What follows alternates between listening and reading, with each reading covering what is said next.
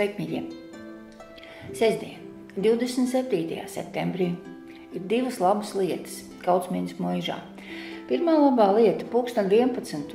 rudens talka parkā. Sakopsim parku.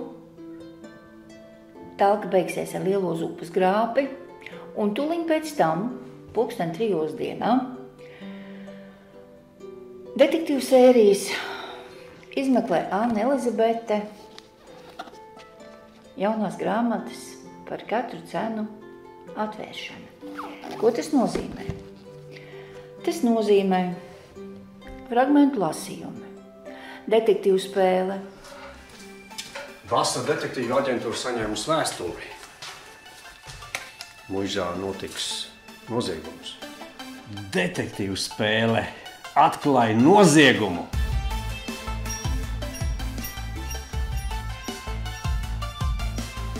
Kā mēs šito visu atrisināsim? Detektīvu spēle atklāja noziegumu. Un vēl.